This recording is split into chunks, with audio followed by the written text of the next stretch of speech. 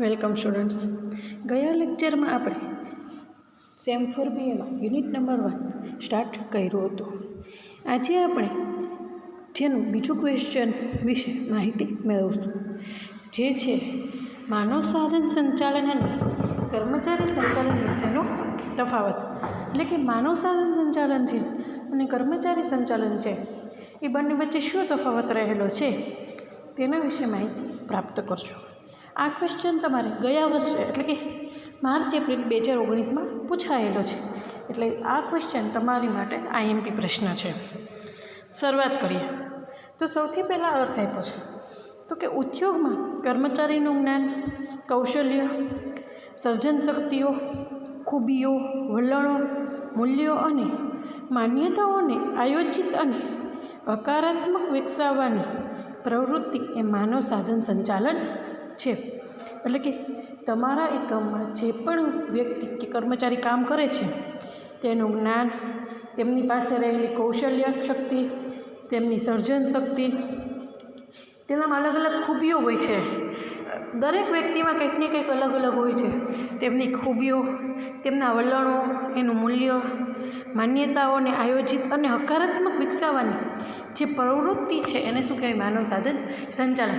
એટલે ટૂંકમાં એવું કહે છે કે જે કંઈ કર્મચારી છે એની પાસે કંઈક નવું જાણવા જેવું છે, એનીમાં ખૂબીઓ છે, એની પાસે કંઈક બૌદ્ધિક કૌશલ્ય છે, તો એ જે વિકસાવવાનું છે, એની પાસે જે રહેલું છે તેને વિકસાવવાની જે પ્રવૃત્તિ કરવામાં આવે છે એ છે માનવ સાધન સંચાલન. જ્યારે કર્મચારી સંચાલન શું કહે છે તો કે ઉદ્યોગમાં કાર્ય જરૂરિયાત પ્રમાણે કર્મચારીની ભરતી, તાલીમ, બઢતી, બદલી, અપકર્ષ, જાળવણીને લગતા કાર્યનો સમાવેશ કર્મચારી સંચાલનમાં થાય છે. એટલે કે હવે માનવ સાધન સંચાલન એ બધા પાસે જે પણ કંઈ કૌશલ્ય રહેલું છે એને વિકસાવવાની પ્રવૃત્તિ છે. જ્યારે કર્મચારી સંચાલન એવું કહે છે કે ઉદ્યોગોમાં જે કર્મચારી છે તેને બદલી આપવી, તેની બઢતી કરવી, તેની ભરતી કરવી, અપકર્ષ એટલે તાલીમ આપવી, આ બધા જે કાર્યોનો સમાવેશ છે એ બધા કાર્યોનો સમાવેશ શેમાં થાય છે? કર્મચારી સંચાલનમાં. બીજું છે કાર્યક્ષેત્ર. માનવ સાધન સંચાલનનું કાર્યક્ષેત્ર વિસ્તૃત છે. તેમાં કર્મચારીને લગતા વિવિધ કાર્યોનો સમાવેશ થઈ જાય છે. એટલે કે માનવ સાધન સંચાલન છે એનું કાર્ય કેવું છે? વિસ્તૃત છે. શું કામ? તો કે જેમાં કર્મચારીને જેટલા કાર્યો લગે છે, અનુસરે છે, એ બધા જ કાર્યોનો સમાવેશ થાય છે. એ પછી તેમની બુદ્ધિ કૌશલ્યનો હોય, એનામાં કંઈક નવું છે એની બહાર વિકસાવવાનું હોય, એ બધા જ કાર્યોનો સમાવેશ તેમાં થઈ જાય છે. જ્યારે કર્મચારી સંચાલનનું કાર્યક્ષેત્ર કેવું છે? મર્યાદિત. શું કામ? તો એમાં ફક્ત ભરતી અને તેની જાળવણીનો જ સમાવેશ થાય છે, બીજા કોઈ કાર્યોનો સમાવેશ થતો નથી. મર્યાદિત એટલા માટે છે કે કર્મચારી સંચાલન છે એ કર્મચારીની ભરતીથી માંડીને કર્મચારીને એકમમાં જાળવવા સુધીનું જ કાર્ય કરવામાં આવે છે. ઉદ્દેશ. માનવ સાધન સંચાલનનો મુખ્ય ઉદ્દેશ કર્મચારીને માત્ર ઉત્પાદનના સાધન તરીકે જ નહીં પણ તેની વિવિધ લાક્ષણિકતા વિકસાવવાનું છે. એ તો આપણે સૌ જાણીએ છીએ. આપણે અર્થમાં જ કીધું કે માનવ સાધન સંચાલન એવી વસ્તુ છે કે કર્મચારીમાં જે વસ્તુ રહેલી છે એને વિકસાવવી.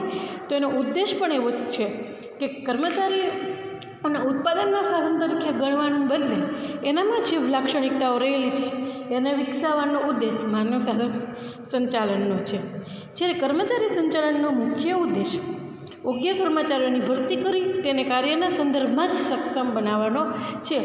એનો ખ્યાલ પણ એટલે જ મર્યાદિત છે કે એની ભરતી કરી અને એને જે કાર્ય કરવાનું છે એમાં એને સક્ષમ બનાવવાનો છે. આ ખ્યાલ કોનો છે? કર્મચારી સંચાલનનો. પછી છે વિચારસરણી. માનવ સાધન સંચાલન એ આધુનિક વિચારસરણી છે જે માનવ મૂલ્યોનું જતન કરે છે. એટલે કે માનવ સાધન સંચાલન છે એ આધુનિક વિચારસરણી છે જેમાં માનવીને એના મૂલ્યોનું જતન કરવામાં આવે છે. કર્મચારીને તેની બુદ્ધિ, કૌશલ્ય, આવડત પ્રમાણે રાખવામાં આવે છે. જ્યારે કર્મચારી સંચાલન એ પ્રણાલીગત વિચારસરણી છે જેમાં કર્મચારીને માત્ર ઉત્પાદનનું જ સાધન ગણવામાં આવે છે. એટલે કે એ વ્યક્તિ આપણા ઉત્પાદનના કાર્ય કરી દે છે એટલે એને ફક્ત ઉત્પાદનનું સાધન ગણવામાં આવે છે. પાંચમું છે માનવ મિલકત. માનવ સંચાલનમાં કર્મચારીને એક માનવીય મિલકત તરીકે ગણવામાં આવે છે અને તેની પૂરતી કાળજી લેવામાં આવે છે. એટલે કે માનવ સંચાલન છે એમાં માનવીને પૂરતી કાળજી લેવામાં આવે છે અને એક મિલકત તરીકે ગણવામાં આવે છે. જ્યારે કર્મચારી સંચાલન કર્મચારીની મિલકત નહીં પણ ઉત્પાદનના એક સાધન તરીકે ગણે છે. તેમાં તેના અંગત પ્રશ્નો ધ્યાનમાં લેવાતા નથી. કેમ તો કે ફક્ત ને ફક્ત તેને એક ઉત્પાદનના સાધન તરીકે જ ગણવામાં આવે છે. કેમાં? કર્મચારી સંચાલન. જ્યારે માનવ સાધન સંચાલનમાં માનવીને મિલકત ગણવામાં આવે છે, જ્યારે કર્મચારી સંચાલનમાં માનવીને ફક્ત ને ફક્ત ઉત્પાદનના સાધન તરીકે ગણવામાં આવે છે. વિકાસની પ્રક્રિયા. માનવ સાધન સંચાલકો કર્મચારીની વિવિધ શક્તિઓ વિકસવાની પ્રક્રિયા ઉપર વિશેષ ભાર મૂકે છે. એટલે કે એ માનવ સાધન સંચાલકો જે છે એ જે કંઈ કર્મચારી છે એની પાસે જેટલી અલગ અલગ શક્તિઓ છે એને જેમ બને તેમ વિકસાવવાની પ્રક્રિયા ઉપર ભાર મૂકે છે અને વિશેષ રીતે ધ્યાન રાખે છે કે એની પાસે રહેલી કળા, એની પાસે રહેલી શક્તિઓને જેમ બને તેમ વધુને વધુ વિકસાવી શકાય. જ્યારે કર્મચારી સંચાલકો કર્મચારીને નિશ્ચિત કાર્ય માટે જ તાલીમ આપી તેનો એક જ દિશામાં મર્યાદિત વિકાસ કરે છે. એટલે કે કર્મચારી સંચાલકો છે એ કર્મચારીને શું કરે છે તો કે જે કાર્ય કરવાનું છે, જે નિશ્ચિત થયેલું છે કાર્ય, એ જ કાર્યની તાલીમ આપે છે અને એ જ દિશામાં એને કાર્ય કરવા માટે સોંપણી કરે છે. તો ત્યાં તેનો વિકાસ કેવો થઈ જાય છે? મર્યાદિત. કેમ તો કે એને જે એક કામ સોંપેલું છે એ જ કામ કરવાનું છે, એને કાંઈ નવું જાણવા શીખવા મળતું નથી. તો ત્યાં તેનો વિકાસ કેવો થઈ જાય છે? મર્યાદિત. આમ આજે આપણે આ માનવ સાધન સંચાલન અને કર્મચારી સંચાલન વિશે તફાવત જોયા. હવે જોઈશું માનવ સાધન સંચાલનના ઉદ્દેશો. એટલે કે માનવ સાધન સંચાલનની જે રચના કરવામાં આવે છે તેના મુખ્ય હેતુ અને ઉદ્દેશો શું છે?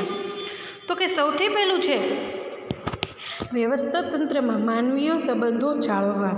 માનવ સાધન સંચાલનનો મુખ્ય ઉદ્દેશ શું છે? તો કે જે પણ વ્યવસ્થા તંત્ર છે એવા જેટલા પણ કર્મચારીઓ કામ કરે છે એમની વચ્ચેના સંબંધોને જાળવવા. વ્યવસ્થા તંત્રમાં કામ કરતા કર્મચારી સાથે માનવીય સંબંધો સ્થાપવા અને જાળવવા તથા તેઓને કાર્ય પ્રોત્સાહન મળે તેવું ઇષ્ટ માળખું રચવું એ માનવ સાધન સંચાલનનો રચનાત્મક ઉદ્દેશ ગણાય છે.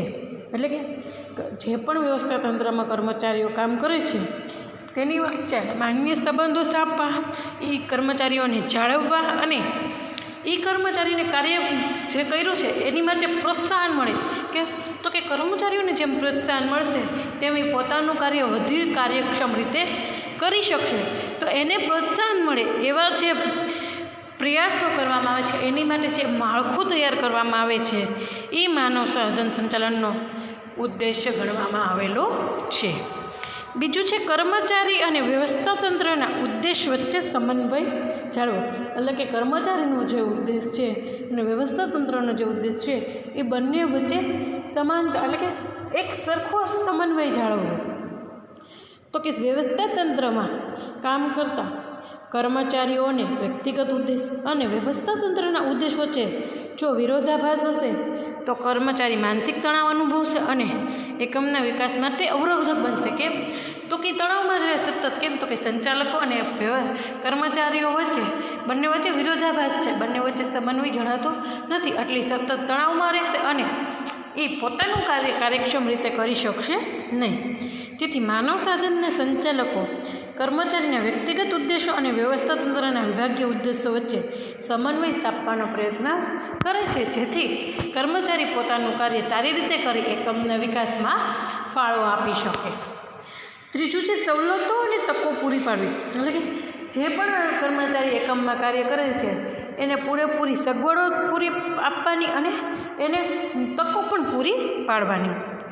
માનવ સાધન સંચાલકો કર્મચારીઓની જરૂરી સગવડો અને તકો પૂરી પાડી કર્મચારીના વિકાસની સાથે વ્યવસ્થા તંત્રના વિકાસનો પ્રયત્ન કરે છે. કર્મચારી જૂથની પ્રવૃત્તિઓ અસરકારક બનાવવા માટે તેનો જરૂરી સવલતો પૂરી પાડવાનો ઉદ્દેશ મહત્ત્વનો ગણાય છે. એટલે કે કર્મચારી જે જૂથ એકમમાં કાર્ય કરે છે એની કામગીરી અસરકારક બનાવવી હોય તો તેમને પૂરતી સવલતો અને તકો પૂરી પાડવી જોઈએ છીએ. પછી છે ચોથું, માનવ શક્તિનો અસરકારક ઉપયોગ કરવાનો ઉદ્દેશ. વ્યવસ્થા તંત્રના ઉદ્દેશ સિદ્ધ કરવા માનવ સાધનોનો મહત્તમ ઉપયોગ જરૂરી બને છે. આ માટે સંચાલકો માનવીય આયોજન કરે છે. તે દ્વારા કર્મચારી માંગ અને પુરવઠો સંતુલિત કરી તેમની શક્તિઓનો યોગ્ય દિશામાં ઉપયોગ કરવામાં આવે છે. એટલે કે વ્યવસ્થા તંત્રનો જો ઉદ્દેશ સિદ્ધ કરવો હોય તો કર્મચારીની જે માંગ છે અને જે પુરવઠો છે એ બંનેને સંતુલિત કરીએ તો તેનો આપણે અસરકારક રીતે ઉપયોગ કરી શકીએ છીએ. પાંચમું છે માનવ જરૂરિયાતોનું વિશ્લેષણ અને સંતોષ. માનવ સાધનોના સંચાલકો કર્મચારીની વ્યક્તિગત અને કર્મચારી જૂથની સામૂહિક જરૂરિયાતોનું વિશ્લેષણ સંતોષવાનો ઉદ્દેશ ધરાવે છે.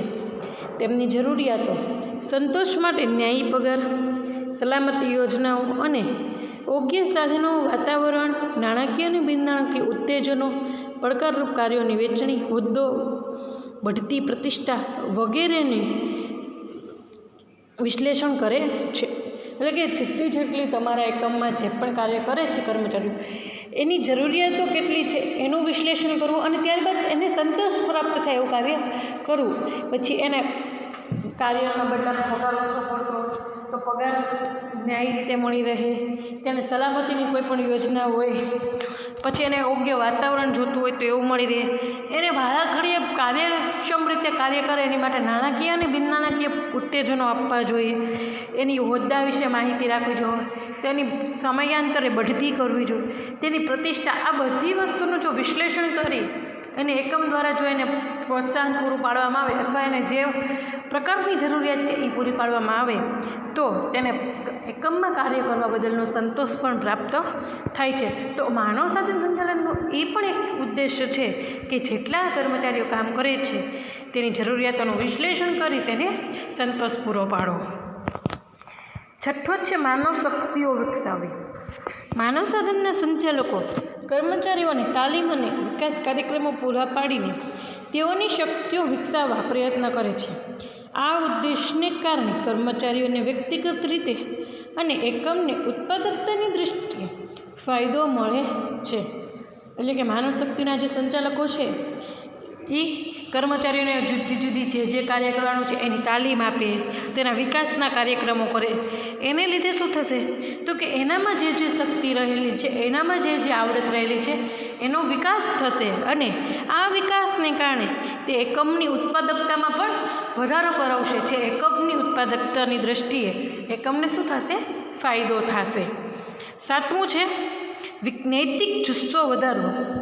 કર્મચારીને કાર્ય જુસ્સાનો આધાર તેને પૂરા પાડવામાં આવતા સાધનો, સગવડો, ભૌતિક વાતાવરણ અને આપવામાં આવતા નાણાકીય અને બિનનાણાકીય ઉત્તેજન ઉપર છે. કર્મચારીના કાર્યની કદર તેનો જુસ્સો વધારે છે. એટલે કે કર્મચારીને ઘણીવાર તેના કાર્યની કદર થાય ને તો પણ જુસ્સો વધે. એટલે આની માટે કર્મચારીને થોડા સમયે વખાણ કરવા જોઈએ અથવા નાણાકીય પ્રોત્સાહન પૂરા પાડો, બિનનાણાકીય પ્રોત્સાહન પૂરા પાડો, અમુક સગવડોમાં એનો વધારો કરો. આવા અલગ અલગ જો એને પ્રોત્સાહન મળતા રહે તો એના જુસ્સામાં વધારો થશે અને જેથી તેના કાર્યની કાર્યક્ષમતામાં પણ આપણે વધારો કરાવી શકશું. એટલે કર્મચારીને જો કાર્યની કદર થાય તો તેના જુસ્સામાં પણ વધારો થઈ શકે. એટલે માનવ સાધન સંચાલનનો ઉદ્દેશ એક એવું પણ કહે છે કે કર્મચારીના જુસ્સામાં વધારો કરવો જોઈએ. પછી આઠમું છે સંચાલનના અવાજ રજૂ કરવાની તક. માનવ કર્મચારીઓ સંચાલનના સાચા અર્થમાં ભાગીદાર ત્યારે જ બની શકે જ્યારે એ દિશામાં તેની લાયકાત વિકસાવવામાં આવી હોય. માનવ સાધનના સંચાલકો કર્મચારીઓની શક્તિને વિકસાવી સંચાલનના સક્ષમ પોતાના અભિપ્રાય અને અવાજ રજૂ કરવાની તક પૂરી પાડે છે. એટલે કે જે કર્મચારી કાર્ય કરે છે એના અભિપ્રાય હોય અથવા એને કંઈક કહેવું હોય કંપનીને તો એ સંચાલનમાં પણ અવાજ રજૂ કરવાની તક કર્મચારીઓ પાસે હોવી જોઈએ. નવમું છે યોગ્ય નેતાગીરી પૂરી પાડવી. માનવ સાધનના સંચાલકો કર્મચારીઓની વિવિધ ખાસિયતો જાણતા હોય છે, તેથી તેઓ જ તેમને યોગ્ય નેતાગીરી પૂરી પાડી શકે છે. વાસ્તવમાં યોગ્ય નેતાગીરી દ્વારા જ માનવ સાધનોને લક્ષ્યાંકની દિશામાં દોરી શકાય છે. એટલે કે જે કર્મચારીઓ પાસે અલગ અલગ ખાસિયતો હોય એ બધી જ વસ્તુ માનવ સાધનના સંચાલકો જાણતા જ હોય છે. તેથી એની પાસે જે ખાસિયતો છે એમાં જે કંઈ સુધારા વધારા કરવાની જરૂર છે તો એ એવી નેતાગીરી પૂરી પાડે કે જેથી એનો વિકાસ કરી શકાય અને જે માનવ સાધનને વધુને વધુ ઉપયોગમાં લઈ કાર્યક્ષમતા વધારી શકાય છે. 10મું છે કર્મચારીઓમાં સ્થિરતા જાળવણી. ઔદ્યોગિક એકમમાં કર્મચારી ફેરબદલીનું પ્રમાણ ઘટે અને કર્મચારીઓમાં સ્થિરતા જળવે તે માટે કર્મચારીઓને જરૂરી સગવડો અને કાર્ય અનુરૂપ યોગ્ય વાતાવરણ પૂરું પાડવાનો પ્રયત્ન માનવ સાધન સંચાલકો દ્વારા કરવામાં આવે છે. એટલે કે કર્મચારીઓની સ્થિરતા જળવાય એ પણ માનવ સાધન સંચાલનનો મુખ્ય ઉદ્દેશ છે. શું કામ? તો કે કર્મચારીઓની સ્થિરતા એકમમાં ત્યારે જ જળવાય જ્યારે પોતાના કાર્યથી સંતોષ હોય. જો એ પોતાના કાર્યથી સંતોષ નહીં હોય તો એ આ એકમ છોડી બીજા એકમમાં જવાનો પ્રયત્ન કરશે, પરંતુ જો એને પોતાના કાર્યથી સંતોષ હશે તો એ કર્મચારી ત્યાં એકમમાં ટકી રહેશે, જેના કારણે કર્મચારી ફેરબદલીનું પ્રમાણ ઘટશે અને કર્મચારીમાં સ્થિરતાનું પ્રમાણ વધારી શકાશે. એની માટે આપણે એને જરૂરી સગવડો પૂરી પાડવી જોઈએ, કાર્યને અનુરૂપ યોગ્ય વળતર આપવું જોઈએ અથવા તેને એવા કોઈ પ્રોત્સાહનો આપવા જોઈએ જેથી એકમમાં સ્થિર રીતે ટકી શકે. છેલ્લું છે સામાજિક અને આર્થિક દૂષણો ઘટાડવા. સમાજમાં બેકારી, અર્ધ બેકારી તથા આવક અને સંપત્તિની અસમાનતા ઘટાડી સામાજિક સુખાકારી વધારવાના ઉદ્દેશ સાથે પણ માનવ સાધનોનું સંચાલન સંકળાયેલ છે.